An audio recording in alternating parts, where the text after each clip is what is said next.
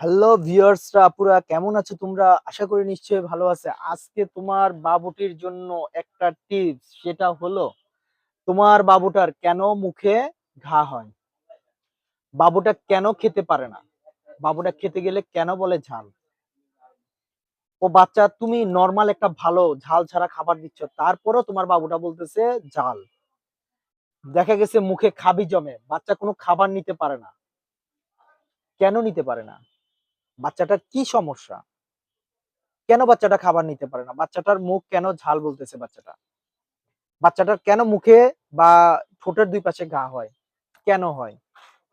আজকের এই প্রশ্নগুলো হয়তো তোমাদের অনেকেরই, কিন্তু এই প্রশ্নগুলোর সলিউশন খুঁজতে আজকে নিমাই ব্লগস পেজ থেকে তোমাদেরকে আমার নতুন একটি টিপস, কেন বাচ্চাদের মুখে ঘা হয়।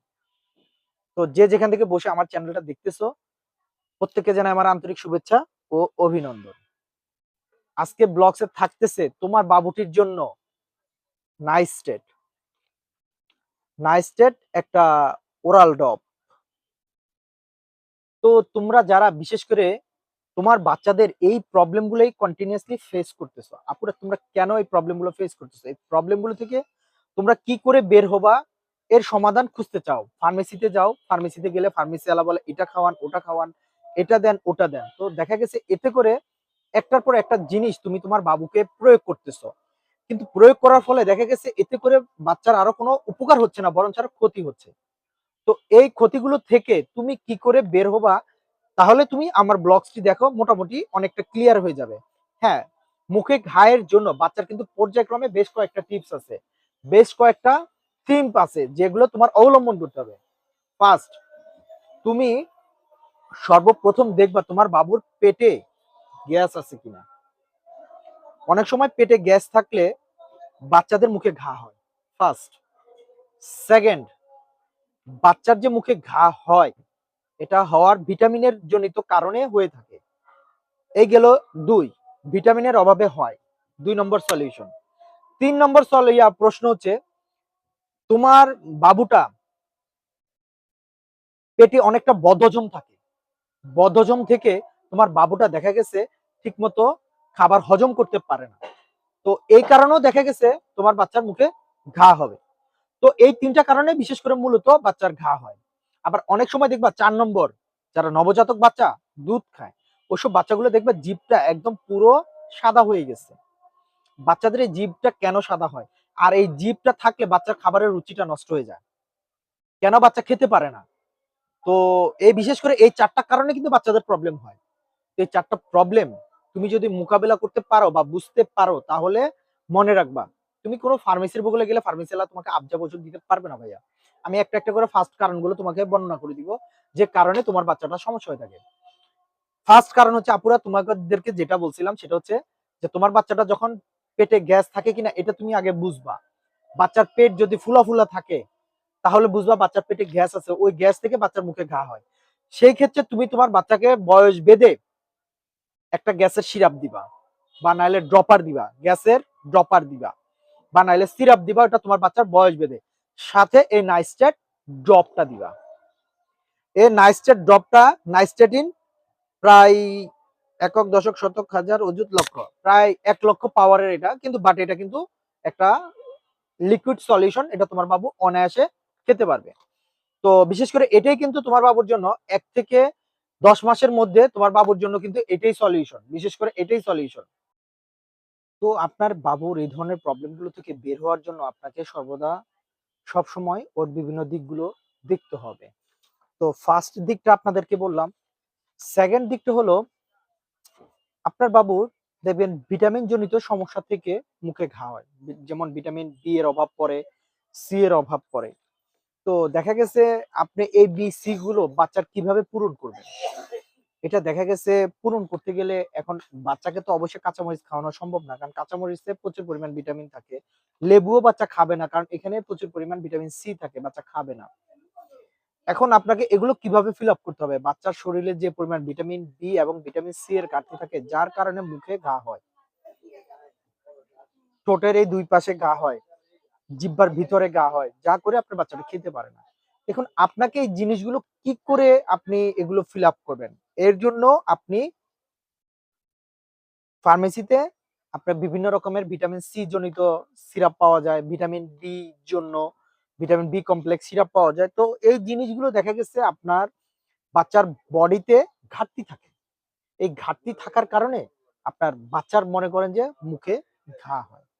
এখন আপনি ঘা দেখা গেছে মুখে যে ভিতরে র্যাশ, লাল লাল দানা দানা হয়, তো এগুলো আসলে থাকলে বাচ্চা খাবার একদমই খেতে পারবে না, বাচ্চার মুখের রুচি নষ্ট হয়ে যাবে।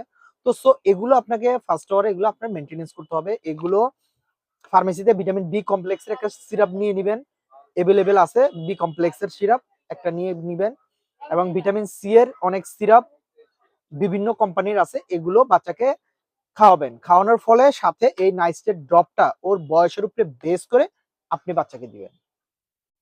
যখন আপনি কিনবেন তখন কোনো ফার্মেসিওয়ালাকে জিজ্ঞাসা করবেন যে আসলে ড্রপ বয়স ভেদে এটা কত করে খেতে হয়। আর যদি আপনারা না বুঝেন তাহলে আমার মেসেজ বক্সে মেসেজ করবেন, আমি আপনার বাবুর ডোজটা বলে দিব।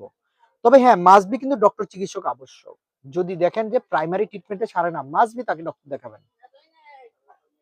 আর ডক্টর দেখানোটা মাস্ট বি আবশ্যক। আমি জাস্ট বলি আমার কাছে হলো প্রাইমারি ট্রিটমেন্ট, আমরা প্রাইমারি ট্রিটমেন্ট জনিত কথা বলি। ভাই আমার আজকে 18 বছরের দোকানদারি অভিজ্ঞতা। ইভেন আমি একজন প্যারামেডিক্যাল করা লোক। তো যাই হোক, এখন কথা হলো আপনারা চাইলে এই ধরনের ওষুধগুলো আপনারা বাজার থেকে কিনে বা এই নাইস্টেট ড্রপটা আপনারা চাইলে খাওয়াতে পারেন বাচ্চাকে। এটা নাইস্টেটিন 1 লাখ পাওয়ার। এটা 1 লাখ পাওয়ার হলে কি হবে, কিন্তু এটা শুধুই বাবুদের এবং বড়দের সকলের জন্যই। কিন্তু বাবুদের ক্ষেত্রে এটা সব থেকে বেশি বেটার কাজ করে, বাবুরা সব থেকে বেশি ইউজ করে। তো আপনার বাবুটা যেহেতু খাওয়া দাওয়া ঝামেলা বা মুখে ঘা থাকতেছে এই, আর দুই, আপনার বাচ্চা যদি টয়লেট ক্লিয়ার না হয়, বদহজম যেটাকে আমরা বলি, দেখা গেছে বাচ্চা বমি করে, ও থেকেও বাচ্চার মুখের খাবারের রুচি নষ্ট হয়।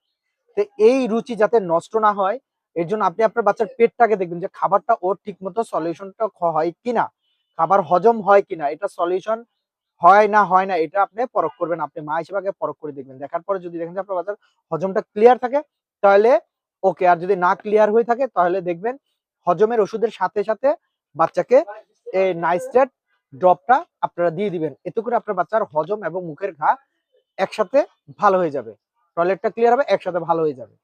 তো আসলে আমার পেজ থেকে ব্লগ থেকে আমি অনেক কথা বলি। তো ছোট ছোট এরকম বাচ্চাদেরও অনেক টিপস দিয়ে থাকে, ছোট ছোট টিপস যেগুলো আমার প্রাইমারি ট্রিটমেন্ট থাকে, আপনারা চাইলে এগুলো দেখতে পারেন। আরো একটা কারণে আপনার বাচ্চার মুখে ঘা হয়, 4টা কারণ 3টা কারণ বলছি, আরো একটা কারণ আছে। তো আরো একটা কারণ হলো সেটা, আপনার বাচ্চার ঘুমের মধ্যে দেখবেন বাচ্চা হা করে নিঃশ্বাস নেয়, বাচ্চা হা করে নিঃশ্বাস নেয়। তো এই হা করে নিঃশ্বাস কেন নেয় বাচ্চা? বাচ্চা হা করে নিঃশ্বাস নেওয়ার পিছনে একটাই কারণ, বাচ্চার পেটে গ্যাস। এই গ্যাস থেকে হা করে নিঃশ্বাস নেওয়ার কারণেও কিন্তু বাচ্চার মুখটা ঘা হয়ে যায়। তো এই ধরনের প্রবলেম গুলো যখন আপনারা ফেস করবেন, তো দেখা গেছে এখানে মনে করেন যে মানে গ্যাসের যে সমস্যাটা, এই গ্যাসের সমস্যা থেকে হা করে নিঃশ্বাস নেওয়ার কারণে ভিতরে বায়ু প্রবেশ করে ওর পেটে আপনার ঘা হয়, মুখে ঘা হয়। পেটটা ভিতরে শুকিয়ে যায়, নাড়িটা শুকিয়ে যায়। গ্যাসের সমস্যা থেকে এটা মূলত আসলে প্রবলেমটা ফেস করে। তো আপনারা যারা বিশেষ করে বাচ্চাদের মুখে অনেক সময় দেখবেন দুর্গন্ধ হয়, এটাও গ্যাসের সমস্যার জন্য হয়। বাচ্চাদের মুখে ঘা হয়, এটাও গ্যাসের সমস্যার জন্য হয়। বাচ্চাদের মুখে ঘা হওয়ার জন্য আসলে অনেকগুলো সিম্পটম আছে। সিম্পটম গুলো আপনি যদি ঠিকমতো বুঝতে পারেন, তাহলে আপনি আপনার প্রবলেম বুঝে বাচ্চাকে মেডিসিন আপনি দিতে পারবেন। তো আপুরা যারা আপনারা বিশেষ করে আপনারা আপনার বাচ্চাদের প্রতি টেক কেয়ারি, তো টেক কেয়ারি আপুদের জন্য আমার বলা হলো আপনি বাস্ট আমি ৩-৪টা সিম্পটম আপনাদেরকে বলে দিচ্ছি। যে ৩-৪টা সিম্পটমের উপরে বেস করে আপনার বাচ্চার মুখে ঘা হয় এটা আপনি বুঝতে পারবেন। কেন বাচ্চাটা মুখে ঘা হয়। তো এই সিম্পটম গুলো থেকে আপনি বুঝে এই নাইসটেট ড্রপ এবং যে ২-১টা মেডিসিন লাগবে আমি বললাম, যদি প্রাইমারি ট্রিটমেন্ট হিসেবে আপনি এপ্লাই করে দেখতে পারেন। আর বিশেষ করে যদি দেখেন কোনো ফলস্বরূপ আপনি কোনো উপকার না পেয়ে থাকেন, ডক্টর তো মাস্ট বি দেখাবেন। যারা বিশেষ করে দেশ গ্রামে থাকেন বা দূর দূরান্তে থাকেন, আপনাদের থেকে হসপিটাল অনেকটা দূরে, তো তারা তো চাইলে হসপিটাল যেতে পারবে না। তো আমার এই প্রাইমারি ট্রিটমেন্টটা তারাই বিশেষ করে আসলে এপ্লাই করে থাকেন। আমি তাদের জন্যই এই ইয়াগুলো আপনার ব্লগস গুলো দিয়ে থাকি। তো আর যারা ফলো করলেন করলেন, না করলেন নাই, এটা নিয়ে আমার বলার কিছু নাই। তো বিষয় হলো যারা এই প্রবলেম গুলো ফেস করে থাকেন তারা চাইলে এই নাইস্টেট ড্রপটা ইউজ করে দেখতে পারেন আপনার বাবুর বা আদরের সোনামণির মুখে যদি ঘা হয়ে থাকে। হ্যাঁ, আরেকটা দিয়ে আমি বলছিলাম যে বাচ্চাদের জিভটা সাদা হয়ে যায়। হ্যাঁ, এই সাদা হয়ে যায় বাচ্চারা দুধ খেতে খেতে, অনেক সময় দুধের সর পরে আপনার খাবি জমে জিভের ভিতরে। তো তো খাবিটা কি করে পরিষ্কার করবেন? এই খাবিটা পরিষ্কার করবেন এই নাইসটের ড্রপটা দিয়ে। এটা দিলে বাচ্চার জিভের খাবিটা পরিষ্কার হয়ে যায়, বাচ্চার খাবারের রুচিটা বেড়ে যায়। তখন হয়তোবা তেমন আর কোনো প্রবলেম হয় না। তো আপনারা বিশেষ করে দূর দূরান্ত থেকে যেখান থেকে বসে আমার ব্লগসটা দেখেন, বা আজ আসলে বিষয় এই পর্যন্তই। তো আর তেমন কোনো কথা বাড়াবো না। তো যারা আমার ব্লগসটি দেখেন প্রত্যেককে আমার আন্তরিক শুভেচ্ছা অভিনন্দন। যারা না দেখেন তাদের জন্য শুভেচ্ছা। আর চাইলে ছোট, ছোট টিপসের জন্য আমার ব্লগসটার চ্যানেলটা সাবস্ক্রাইব করে রাখতে পারেন। তো আমার অডিয়েন্সরা ভালো থাকবেন। যে যেখান থেকে বসে আমার ব্লগসটি দেখেন প্রত্যেককে আমার সালাম। ভালো থাকবেন। আল্লাহ হাফেজ।